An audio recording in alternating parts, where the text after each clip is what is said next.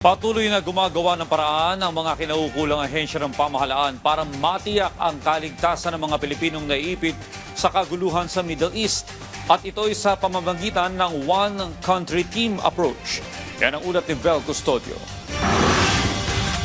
Sa pamamagitan ng One Country Team approach, nagtutulungan ng Department of Foreign Affairs, Overseas Worker Welfare Administration, Department of Migrant Workers at Department of National Defense para tiyaking ligtas sa mga Pilipinong naiipit sa tensyon sa gitnang silangang Asya. Mahigit 600 overseas Filipino workers ang handa ng i-repatriate as of March 11 na hinihintay na lang ang safety routes. Yung ating pong gobyerno is finding a secure route, identifying a secure route through Dubai, Oman, Saudi Arabia, Istanbul, Jordan, and also in the areas, nag-deploy yung rapid response team na migrant workers in the border of Egypt and Israel, Bahrain, and Oman.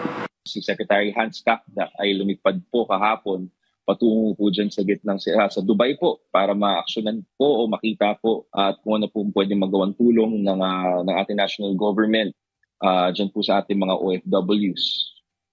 So I also believe that Admin PY2 is also lumipad din po papuntang Abu Dhabi para ma-proceed din po kung ano po yung mga kailangan pa ng ating mga OFWs. Nakapagpauwi na rin ang mahigit 180 na non-OFW sa Pilipinas as of March 10. Inilalapit naman sa DFA ang mga Pilipinong gusto nang umuwi ng bansa pero napasuna ang pasaporte. Handa namang sumuporta ang Committee on Foreign Affairs kung kinakailangang mag-request ng supplemental budget ng OWA para sa repatriation efforts. Ayon kay Committee Chairperson Brian Revilla, 1.8 billion pesos ang natitira sa Emergency Repatriation Fund habang nasa 8 million pesos naman ang utilization rate. Nakapagpamahagi na ng 200 million pesos sa Action Fund sa bawat Migrant Workers Office sa Middle East at handa pang mag-download ng karagdagang 200 million kung kinakailangan. Pagdating sa Pilipinas, nakaabang na ang mga reintegration programs para sa mga OFW, kabilang ang livelihood grants ng DTI,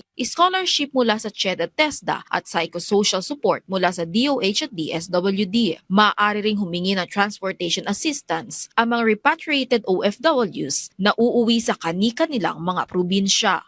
Vel Custodio para sa Pambansang TV sa Bagong Pilipinas.